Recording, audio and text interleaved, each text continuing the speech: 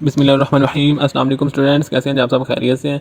आज हम बायोलॉजी के एक और फैसिनेटिंग टॉपिक पर बात करेंगे। टॉपिक का नाम है जी organs and organ system in plants. तो ये एक ऐसा टॉपिक है जो आपकी अंडरस्टैंडिंग को प्रैक्टिकल लाइफ से जोड़ देगा। आपको पता चलेगा कि पौधे सिर्फ एक ग्रीन चीज़ें नहीं हैं, बल्कि इनके भी प्रॉपर ऑर्गन्स और ऑर्गन सिस्टम्स होते हैं, बिल्कुल ऐसे जैसे इंसानों और जानवरों के होते हैं। तो हम स्टार्ट ले रहे हैं जी। इसका पर्पज़ पहले देख लेते हैं कि ये वाई वो स्टडी दिस टॉपिक, के ये टॉपिक हमें पढ़ने की ज़रूरत क्या होता है। मेरी कोशिश होती है कि ताकि बच्चों को पर्पज़ बताया जाए टॉपिक स्टार्ट करने से पहले, ताकि स्टूडेंट्स इंगेज रहें या उनमें इंटरेस्ट डेवलप हो। उनको पता ही नहीं होता कि ये चीज़ें हम हवाई मखलूक की तरह पढ़ रहे हैं या हवाई चीज़ें पढ़ रहे हैं। तो ये पर्पज़ आपको पता चलेगा कि प्लांट्स के डिफरेंट ऑर्गन कैसे काम करते हैं। आपको समझ आएगी कि स्टेम हो गया, लीव्स हो गया, रूट्स हो गया, ये भी अलग अलग होकर भी मतलब जो है ना एक टीम की तरह प्लांट्स की लाइफ को भी पॉसिबल बनाते हैं, यानी कि एक टीम की तरह ये भी वर्क करते हैं। तो आप ये रियलाइज़ करेंगे कि प्लांट्स के बगैर हमारी ज़िंदगी पॉसिबल ही नहीं है, यानी क्योंकि ऑक्सीजन, फूड और इकोसिस्टम के लिए भी यही बुनियाद है। तो हम देखेंगे कि पौधों के अंदर भी टीम वर्क ऑफ लाइफ, यानी कि जिस तरह एक हमारे अंदर होता है ना, यानी कि पूरा एक ऑर्गन सिस्टम मिलकर एक यानी कि टीम वर्क की तरह काम करते हैं उसमें सारे ऑर्गन। तो इसमें भी हम यही चीज़ें देखेंगे। तो चलिए हम स्टार्ट ले रहे हैं जी। You know that organs are made of 2 और more types of tissues organised to serve a particular function. यानी कि आप जानते हैं, वो कह रहा है कि ऑर्गन्स दो या दो से ज़्यादा टिश्यूज से मिलकर बनते हैं, जो एक ख़ास फंक्शन को जो है ना to serve a particular function, जो एक ख़ास फंक्शन को सर अंजाम देने के लिए मुनज़्ज़म होते हैं, यानी कि ऑर्गेनाइज होते हैं। तो फॉर एग्जाम्पल आपने देखा होगा कि हार्ट जो है सिर्फ मसल टिश्यू पर नहीं बना होता, बल्कि इसमें भी कनेक्टिव टिश्यूज़ होते हैं, एपिथेलियल टिश्यूज़ होते हैं, नर्वस टिश्यूज़ भी इंक्लूड होते हैं। तो ताकि वो ब्लड को पंप करने का काम कर सके, बिल्कुल ऐसे जैसे ऐसे ही पौधे का हर आर्गन जो है ना वो कई टिश्यू से मिलकर काम करता है। तो organ which perform related function work together and make a organ system, यानी कि ऑर्गन जो एक जैसे या रिलेटेड काम करते हैं वो मिलकर एक ऑर्गन सिस्टम बनाते हैं। फॉर एग्जांपल इंसानों में जो है डाइजेस्टिव सिस्टम अगर आप देख लें, या उस डाइजेस्टिव सिस्टम में क्या क्या चीज़ें होती हैं, माउथ, स्टमक, फिर उसके बाद इंटेस्टाइन जो उसको ऑब्जर्व कर रहा होता है। तो ये मिलकर जो है वो खुराक को डाइजेस्ट करते हैं, यानी कि उसको हजम करते हैं। बिल्कुल इसी तरह पौधों में भी रूट सिस्टम है, शूट सिस्टम है, वो यानी कि आर्गन का ग्रुप है जो एक साथ मिलकर पूरे पौधे को जो है वो ज़िंदा रखते हैं। तो आर्गन सिस्टम बेसिकली आर्गन का जो ग्रुप होता है जो एक कॉमन पर्पज़ के लिए काम करता है। तो the following are examples of organs and organ systems in plants. कौन कौन से हम देखते हैं, यानी कि प्लांट्स के ऑर्गन्स और सिस्टम को एक एक करके पढ़ेंगे ताकि आपको ये चीज़ें बिल्कुल जो है वो क्रिस्टल क्लियर हो जाए। तो ऑर्गन्स इन प्लांट्स हम देख लेते हैं। तो रूट्स जो हैं सबसे पहले आर यूजली फाउंड अंडरग्राउंड, यानी कि रूट्स जो हैं आमतौर पर ज़मीन के अंदर पाई जाती हैं, यानी कि जड़ें जड़ें वो हिस्सा हैं ज़मीन यानी कि प्लांट का जो ज़मीन के नीचे छुपे होते हैं। हम अक्सर पौधे के ऊपर वाले हिस्से को तो देखते हैं, लेकिन असल बुनियाद जो होती है, असल बेस जो होती है वो यही रूट्स यानी कि जड़ें होती हैं। तो roots anchor the plant in this soil, यानी कि जो कह रहा है कि जड़ें हैं, जो रूट्स हैं वो पौधे को मिट्टी में मजबूती से जमा देती हैं, यानी जैसे किसी इमारत की बुनियाद इसे गिराने नहीं ना देती, बिल्कुल ऐसे ही रूट्स जो हैं वो पौधे को जो है वो सपोर्ट करती है, यानी कि हवा चल रही हो, बारिश हो रही हो, तूफान में इनको सपोर्ट करती है, गिरने नहीं देती। तो एंकर कहते हैं किसी चीज़ को जो है वो मजबूती से पकड़ना या जमाना। तो roots absorb water and essential minerals from the soil. तो कह रहा है कि जो रूट्स हैं या जड़ें हैं वो मिट्टी से पानी और ज़रूरी मिनरल वगैरह वो जज़ब करती हैं। मतलब ये कि जड़ें जो हैं यानी कि रूट्स जो हैं ना सिर्फ पौधे को पकड़ती हैं यानी कि एंकर करती हैं, बल्कि इसके लिए खुराक, पानी, इन चीज़ों का भी इंतज़ाम कर रही होती है। तो मिनरल कहते हैं वो कुदरती सॉल्ट्स हो गए या नमकियात वगैरह, जैसे कैल्शियम हो गया, पोटेशियम हो गया, और यानी कि मैग्नीशियम, यानी कि ये जो हमारे ग्रोथ के लिए ज़रूरी होते हैं, इन चीज़ों को मिनरल वगैरह कहते हैं। तो roots also store nutrients that the plants use for their growth, यानी कि जड़ें जो हैं या रूट्स जो हैं वो न्यूट्रिएंट्स को यानी कि ग़िज़ाई अज्जा को भी कह रहा है कि महफूज करती हैं, यानी कि इनको स्टोर करती हैं, और जिन्हें पौधा यूज फॉर देयर ग्रोथ, पौधा जो है अपनी ग्रोथ के लिए इस्तेमाल करता है, अपनी नशोनुमा पाने के लिए इस्तेमाल करता है। जैसे गाजर और मूली की असल में जो है वो रूट्स होती हैं, तो जो न्यूट्रिएंट्स वगैरह को ज़ख़ीरा कर रही होती हैं, इसलिए इन्हें हम खाते हैं ताकि हम न्यूट्रिएंट्स वगैरह गेन करें वहाँ से। तो न्यूट्रिएंट्स जो हैं वो इसमें आ जाती हैं, जैसे स्टार्च हो गया, ग्लूकोज हो गया, जो एनर्जी देने के लिए इस्तेमाल होती हैं बेसिकली। तो roots anchor the plant in the soil and absorb water and essential minerals from the soil, यानी कि जड़ें पौधे को मिट्टी में जमाने के साथ साथ मिट्टी से पानी और ज़रूरी मिनरल वगैरह भी जज़ब करती हैं। मतलब ये कि रूट्स का सिर्फ काम पकड़ कर रखना नहीं है, बल्कि प्लांट को पानी और दूसरी चीज़ें भी मिनरल्स वगैरह यानी कि उनको मुहैया करना होता है। तो roots also store nutrients that plant use for the growth, ये हम पढ़ चुके हैं। अब हम नेक्स्ट देखते हैं स्टेम को। तो stem support leaves, flowers and fruits, यानी जो स्टेम है, जो तने हैं, वो पत्तों को, फूलों को और फलों को सहारा देते हैं। मतलब ये है कि स्टेम एक पिलर की तरह है जो पौधे को पूरे यानी कि प्लांट के ऊपर वाले हिस्सों को क्या करते हैं, अपराइट रखते हैं, यानी कि बिल्कुल सीधा रखते हैं। तो stem contains vascular tissues, xylem और phloem that facilitate the movement of water. कह रहा है कि तने के अंदर जो स्टेम है, स्टेम कहते हैं ना तने को, तने के अंदर जो वेस्कुलर टिश्यूज हैं, वेस्कुलर टिश्यूज कौन से होते हैं, जाइलम और फ्लोएम, ये पाए जाते हैं। और जो जड़ों और पत्तों के दरमियान, यानी कि जड़ें सबसे नीचे और पत्ते सबसे ऊपर, इनके दरमियान जो है ना वो पानी, मिनरल्स और न्यूट्रिएंट्स वगैरह को यानी कि क्या करते हैं, मूवमेंट करते हैं, यानी कि इनकी तरसील करते हैं। इसका मतलब यह है कि स्टेम सिर्फ सपोर्ट नहीं देता, बल्कि एक ट्रांसपोर्ट सिस्टम भी है। जो रूट से देखे ना आप, रूट से पानी ऊपर लेके जा रहा है और फिर पत्तों से जो यानी कि वो फोटोसिंथेसिस हो रही है और वो सारी फूड बन रही है, उसको फिर ये नीचे लेके आ रहा है। तो जाइलम कहते हैं जो यानी कि रूट से मिनरल वगैरह को और पानी को जो है वो ऊपर लेके जाता है। जाइलम रूट से ऊपर लेके जाता है कि इसको पानी वगैरह को। तो जो फ्लोएम है वो खुराक को, जैसे शुगर हो गई, न्यूट्रिएंट्स वगैरह, वो क्या करता है, खुराक को पत्तों से सबसे ऊपर वाले हिस्से जो पौधे का है उससे नीचे यानी कि पूरे पौधे में लेके जाता है, पत्तों से लेके पूरे पौधे में, क्योंकि पत्तों में फोटोसिंथेसिस हो रही है, वहाँ भी शुगर वगैरह बन रही है, तो वो पूरे पौधे में लेके जा रहा होता है। तो लीव्स हम देखते हैं, तो leaves are the primary sites of photosynthesis and transpiration, यानी कि पत्ते जो हैं वो फोटोसिंथेसिस और ट्रांसपायरेशन के बुनियादी मकामात हैं।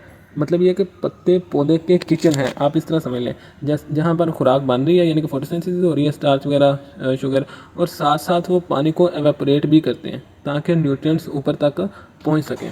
तो फोटोसिंथेसिस वो अमल है जिसमें आप देखें कि पानी, जड़ों से जो पानी आ रहा है उसको इस्तेमाल हो रही है, कार्बन डाइऑक्साइड जो एनवायरनमेंट से ले रहा है, सनलाइट की मौजूदगी में पौधे जो है वो आ रहे हैं और ऑक्सीजन बना रहे हैं। किन किन चीज़ों का इस्तेमाल करते हैं, सनलाइट की मौजूदगी में कार्बन डाइऑक्साइड को, पानी को इस्तेमाल करते हैं, और ऑक्सीजन हमारे लिए बना रहे हैं, क्योंकि हम ऑक्सीजन उनसे ले रहे हैं, और ग्लूकोज भी बना रहे हैं जो फूड में इस्तेमाल करते हैं। तो ट्रांसपायरेशन कहते हैं पत्तों से पानी के बखारात का खारिज होना। तो मैं जो कुछ टेक्निकल वर्ड मुझे लगता है ना सेंटेंस में, उसको मज़ीद यानी कि उसको हाईलाइट करता हूँ ताकि आपका जो कॉन्सेप्ट है वो क्लियर हो जाए बिल्कुल हर तरह से, वर्ड टू वर्ड कॉन्सेप्ट। तो transpiration in leaves is the loss of water vapour through small pores called stomata, यानी कह रहा है कि पत्तों में ट्रांसपायरेशन का मतलब है कि पानी के बुखारात छोटे सुराखों, जिसे स्टोमेटा हम कह रहे हैं, उसके ज़रिए खारिज होते हैं। तो स्टोमेटा माइक्रोस्कोपिक पोर्स हैं, आप समझ लें, जो गैसेस का जो एक्सचेंज करते हैं, यानी कि उनका तबादला करते हैं, और ट्रांसपायरेशन जो है वो उसके लिए खुलते और बंद होते रहते हैं। यानी स्टोमेटा छोटे सुराख हैं जो पत्तों की एपिडर्मिस पर, यानी कि ऊपर वाली जो सतह होती है ना एपिडर्मिस, उस पर मौजूद होते हैं। तो flower is the reproductive part of plant, यानी कि पौधे जो फूल है ना, फ्लावर, वो पौधे का रिप्रोडक्टिव हिस्सा है। मतलब ये कि फूल सिर्फ खूबसूरती के लिए नहीं, बल्कि प्लांट की नस्ल आगे बढ़ाने के लिए होते हैं। तो it plays a crucial role in plant sex और रिप्रोडक्शन। तो फूल जो है वो पौधे की सेक्स और रिप्रोडक्शन, यानी कि जिनसी रिप्रोडक्शन में भी इम्पोर्टेंट रोल प्ले करता है। तो सेक्स और रिप्रोडक्शन में मेल और फीमेल पार्ट्स शामिल होते हैं, जिनके ज़रिए फिर वो नए सीड्स और नए पौधे वगैरह बनते हैं। तो मेल पार्ट जैसे स्टेमन जो पोलन बनाता है, फीमेल पार्ट जैसे कार्पल जो ओव्यूल रखता है, हम नेक्स्ट चैप्टर में देखेंगे भी। तो अब हम देख लेते हैं कि इसमें से जो मोस्ट इम्पोर्टेंट बोर्ड क्वेश्चंस हैं वो कौन कौन से बन सकते हैं। तो इस टॉपिक के अंदर बन सकता है कि define root and explain its function, ये बन सकता है। उसके बाद बन सकता है कि what are the main functions of stem, ठीक है। उसके बाद ये भी साथ के एक्सप्लेन वेस्कुलर टिश्यूज़, यानी कि जाइलम और फ्लोएम, ये इनको भी एक्सप्लेन करें। तो ये भी बन सकता है कि define leaf, what are the photosynthesis and transpiration, ठीक है। ये भी बन सकता है कि define stomata, what is their role in transpiration, ठीक है। तो ये भी बन सकता है कि why is flower called the reproductive part of the plant. तो ये सारे क्वेश्चन आपने देख लेने हैं। तो अब हम नेक्स्ट जो है इसका पार्ट है इसी लेक्चर का। लेक्चर शायद लेंथ हो जाए, थोड़ा सा जुड़े रहिएगा, सारा लेक्चर देखिए करिएगा ताकि आपका पूरा कॉन्सेप्ट जो है वो क्लियर हो जाए। तो लीफ एज एन ऑर्गन, इसको भी हम देखते हैं। तो in plants leaf is a complex organ made of various related tissues, यानी कि पौधों में पत्ता एक कॉम्प्लेक्स ऑर्गन है जो डिफरेंट जो है वो वेरियस रिलेटेड टिश्यूज़ यानी कि जो मुख्तलिफ बाहमी तल्लक यानी कि रिलेटेड टिश्यूज़ बाहमी तल्लक रखने वाले टिश्यूज़ से मिलकर बनता है। मतलब ये है कि लीफ एक सिंपल स्ट्रक्चर नहीं है, बल्कि इसके अंदर कई किस्म के टिश्यूज़ मिलकर अपना अपना काम करते हैं और मजमूई तौर पर लीफ की प्रॉपर वर्किंग को जो है वो पॉसिबल बनाते हैं। तो the major tissues that form in leaf are, तो कौन कौन से हैं आगे हम तफसील भी देखेंगे कि कौन से टिश्यूज़ हैं और इनके क्या काम हैं। तो पहला है एपिडर्मल टिश्यू। तो outer most layer of leaf is made of epidermal tissue, यानी कि एपिडर्मस। पत्ते की सबसे बाहर वाली तह जो है जो एपिडर्मल टिश्यू यानी एपिडर्मस से बनी होती है, यानी ये लेयर एक प्रोटेक्टिव कवर की तरह है जो लीफ को माहौल से बचाती है। और एपिडर्मस जो है वो पौधे की सबसे बैरूनी सतह को प्रोटेक्शन फराहम करती है। The upper epidermis is usually covered by vaccine cuticle which reduces water loss and provides protection. कह रहा है कि ऊपर वाली जो एपिडर्मस है आमतौर पर वैक्सी क्यूटिकल से ढकी होती है, यानी जो कह रहा है कि reduces the water loss and provides protection, और जो पानी के ज़ाया होने को कम करती है और प्रोटेक्शन यानी कि प्रोवाइड करती है यानी फ्राहम करती है। यानी ये एक वैक्स की तरह होती है, वैक्स की तरह की तह है जो लीफ को ड्राई होने से बचाती है। देखें ना, अपने हम भी वैक्स वगैरह लगाते हैं तो जो लीफ को ड्राई होने से बचाती है और हार्मफुल जर्म्स या एक्स्ट्रा पानी की एवेपोरेशन जो हो रही है उसको उससे महफूज रखती है। तो क्यूटिकल कहते हैं कि वैक्सी लेयर जो पानी के बुखारात जो हो रही होती हैं, एवेपोरेशन हो रही होती है, उसके अखराज को रोकती है। The lower epidermis also contain guard cells. कह रहा है कि जो नीचे वाली एपिडर्मस है उसमें जो गार्ड सेल्स हैं, हम इसके बाद डायग्राम को एक्सप्लेन करेंगे तो मज़ीद आपको वहाँ पे क्लैरिफाई हो जाएगी। तो जो गार्ड सेल्स भी एपिडर्मस में मौजूद होते हैं, कौन सी, नीचे वाली जो एपिडर्मस है, ये स्पेशल किस्म के सेल्स होते हैं जी जो स्टोमेटा को खोलने और बंद करने का काम करते हैं। तो between two guard cells there is a tiny pore called stoma, plural stomata, यानी कि जो दो गार्ड सेल्स हैं उनके दरमियान एक छोटा सा सुराख होता है जिसे स्टोमा कहते हैं। तो जमा प्लूरल उसकी स्टोमेटा हो जाएगी। तो ये माइक्रोस्कोपिक ओपनिंग है जिसके ज़रिए गैसेस वगैरह अंदर बाहर यानी कि माइक्रोस्कोपिक ओपनिंग जिसके ज़रिए गैसेस अंदर बाहर यानी कि एक्सचेंज हो रही हैं और पानी के बुखारात भी खारिज हो रहे होते हैं। तो स्टोमा अब कह लें कि बेसिकली एक सुराख या एक पोर, और स्टोमेटा उसकी मल्टीपल सुराख, ठीक है। तो stomata control gas exchange and loss of water vapour. तो स्टोमेटा जो है वो गैसों के तबादले और पानी के बुखारात के अखराज को कंट्रोल कर रहे होते हैं। तो मतलब ये हुआ कि पौधा कार्बन डाइऑक्साइड लेता है, ऑक्सीजन खारिज करता है और साथ साथ पानी का वेपर भी निकालता है। ये सब स्टोमेटा के ज़रिए ही होता है। तो मेसोफिल टिश्यू जो है, this tissue is present between the upper and lower epidermis. कह रहा है कि ये जो सेकंड नंबर पर हम पढ़ रहे हैं मेसोफिल टिश्यू, ये टिश्यू ऊपर और नीचे की एपिडर्मिस के दरमियान पाया जाता है। यानी ये लीफ के बीच वाला जो हिस्सा है मेसोफिल टिश्यू कहलाता है। लीफ के बीच में जो हिस्सा होता है वो मेसोफिल टिश्यू कहलाता है। तो it contains of cells which are rich in chloroplast. ये ऐसे सेल्स पर मुश्तमिल होता है जिनमें क्लोरोप्लास्ट बहुत ज़्यादा पाए जाते हैं। तो क्लोरोप्लास्ट वो ऑर्गेनेल्स हैं जो लीफ के अंदर ग्रीन कलर देते हैं और फूड बनाने का अमल जो फोटोसिंथेसिस है वो करते हैं। तो क्लोरोप्लास्ट हो गया वो पार्ट जिसमें क्लोरोफिल होता है और ये फोटोसिंथेसिस का मुकाम होता है। तो माजरत के साथ ये जो शोर है इसको इग्नोर करिएगा, मैं यूनिवर्सिटी में हूँ अभी तो थोड़ा सा। तो it is the site of photosynthesis. कह रहा है कि यही वो जगह है जहाँ फोटोसिंथेसिस हो रही होती है। तो फोटोसिंथेसिस यानी सनलाइट, कार्बन डाइऑक्साइड और पानी की मदद से ग्लूकोज और ऑक्सीजन हम डायरेक्टली इनहेल कर लेते हैं और ग्लूकोज जो हम फूड वगैरह की शक्ल में लेते हैं। तो ये पूरा अमल जो है वो मेसोफिल टिश्यू में होता है।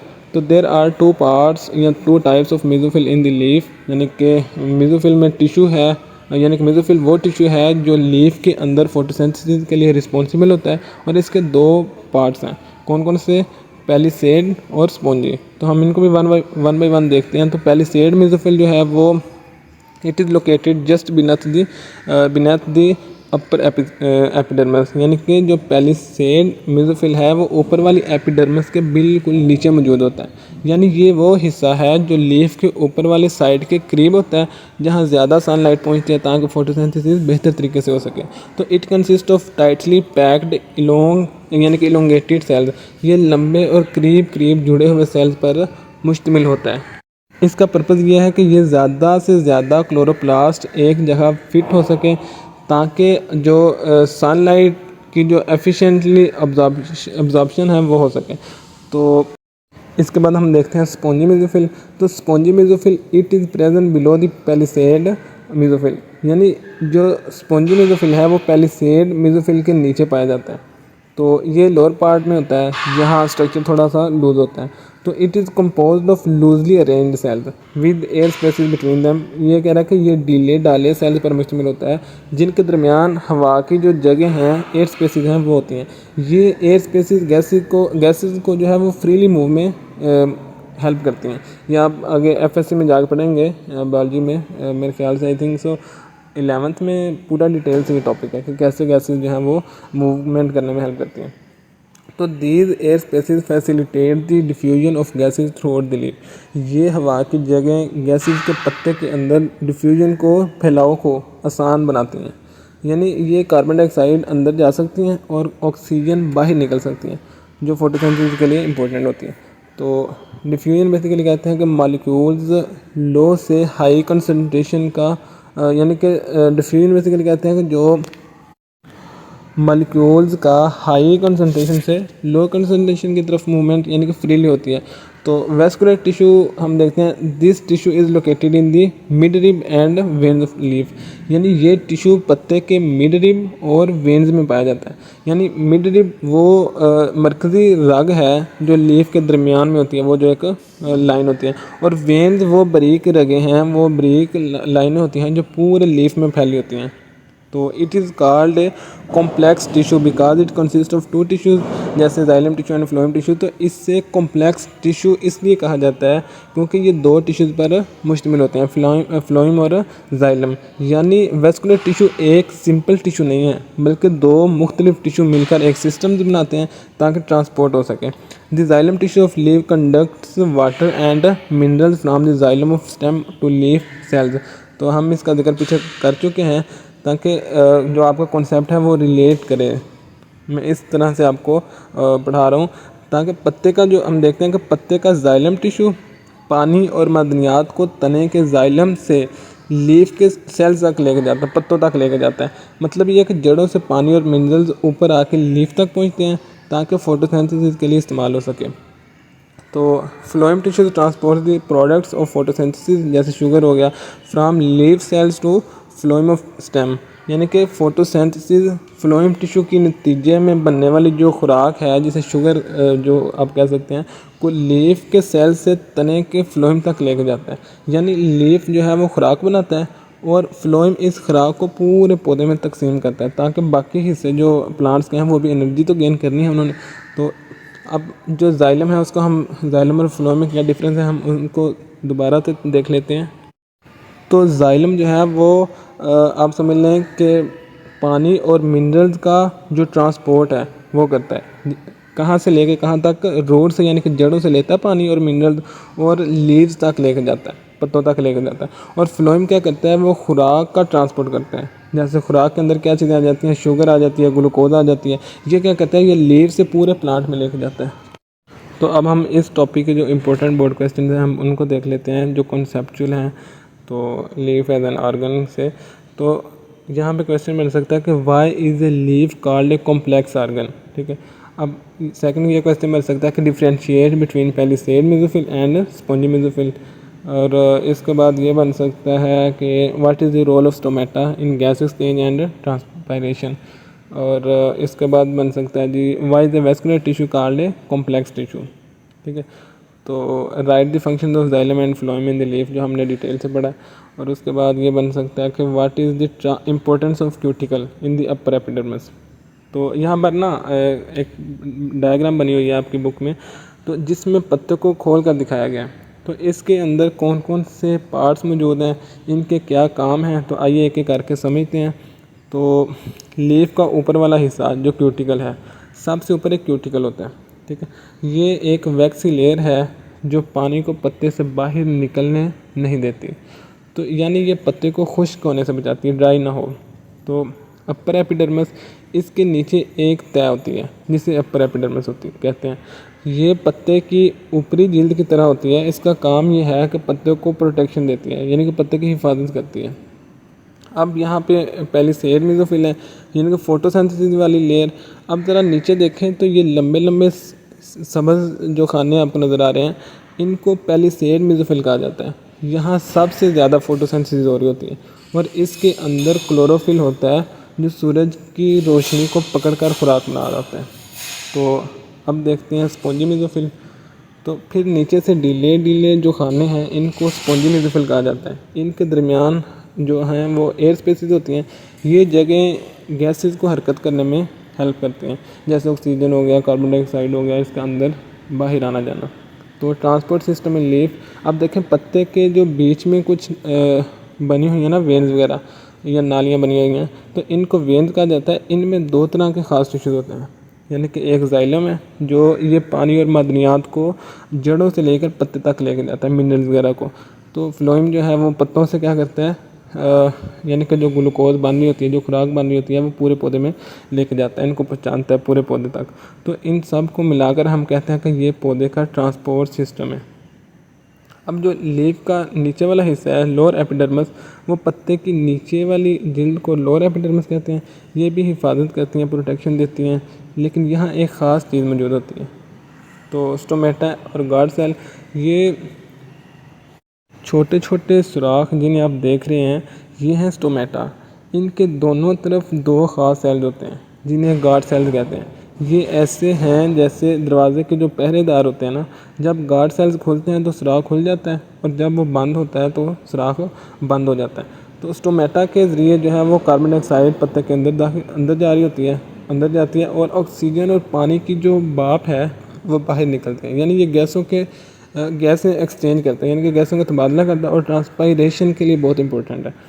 तो लीफ का बाहर का जो स्ट्रक्चर है, पत्ते के बीच में जो मोटी रग है, इसे मिड रिब कहते हैं, और इससे छोटी छोटी रगें निकलती हैं जिन्हें हम वेन्स कह रहे होते हैं। तो ये सब पानी और खुराक को पूरे पत्ते में फैला देती हैं। तो अब हम जो है ना वो नेक्स्ट भी इसी के साथ रिलेट करता है, तो ऑर्गन सिस्टम इन प्लांट्स, उसी को भी देख लेते हैं। तो an organ system consist of organ that work together to perform essential function, यानी एक ऑर्गन सिस्टम ऐसे ऑर्गन्स पर मुश्तमिल होता है जो इकट्ठे मिलकर ज़रूरी काम सर अंजाम दे रहे होते हैं। तो मतलब ये कि कोई एक ऑर्गन अकेला मुकम्मल काम तो नहीं कर सकता, जैसे दिल सिर्फ वो खून को जो है वो पंप करता है, लेकिन बाकी ऑर्गन्स भी साथ हों तब वो जाके वो पूरा जिस्म चलता है ना। तो पौधों में भी ऐसे ही डिफरेंट ऑर्गन्स इकट्ठे होकर जब काम करते हैं तो फिर पौधा ज़िंदा रहता है। तो एसेंशियल फंक्शन से मुराद वो काम होते हैं जिनके बगैर लाइफ पॉसिबल नहीं, जैसे खुराक बनाना, पानी लेना, नस्ल बढ़ाना। तो unlike animals, plants are stationary organism, so their organ systems are less complex. तो जानवरों के बरक्स जो हैं वो पौधे एक जगह पर जमी हुई मखलूक होती हैं, एक जगह से दूसरी जगह मूवमेंट नहीं कर सकती, इसलिए इनके ऑर्गन सिस्टम ज़्यादा कॉम्प्लेक्स होते हैं एज़ कम्पेयर टू ह्यूमन।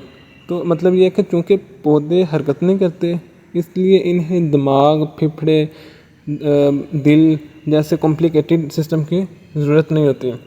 इनके सिस्टम सादा होते हैं लेकिन फिर भी बहुत इम्पोर्टेंट है। तो यानी कि स्टेशनरी ऑर्गेनिज्म कहते हैं वो जानदार जो हरकत नहीं कर सकते, जैसे पौधे वगैरह। तो plants have two main organ systems, जैसे रूट सिस्टम हो गया और शूट सिस्टम हो गया। तो पौधों में दो बुनियादी ऑर्गन सिस्टम्स पाए जाते हैं, रूट सिस्टम और शूट सिस्टम। तो पौधे के सब काम इन्हीं दो सिस्टम्स पर डिपेंड करते हैं।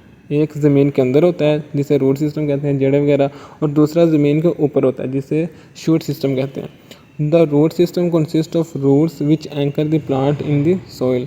कह रहा है कि रूट सिस्टम जड़ों पर मुश्तमिल होता है और पौधे को मिट्टी में जकड़ कर रखते हैं। जैसे एक इमारत की बुनियाद ईंटों की मजबूती से थाम लेती है, और वैसे ही रूट्स जो है वो पौधे को ज़मीन से गिरने नहीं देती। तो एंकर करना मतलब मजबूती से बांध कर रखना।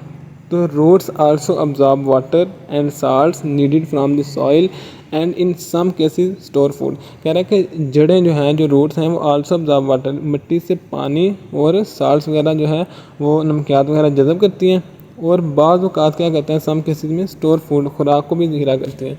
यानी मतलब ये हुआ कि रूट्स सिर्फ पौधे को पकड़ कर नहीं रखती, बल्कि पानी हो गया, न्यूट्रिएंट्स हो गया, इनको भी ऊपर लेके जाती है ज़मीन से, ताकि पत्तों तक पहुंच सकें। और फिर बाज़ पौधों में रूट्स खुराक भी जमा कर लेती हैं, जैसे गाजर, मूली।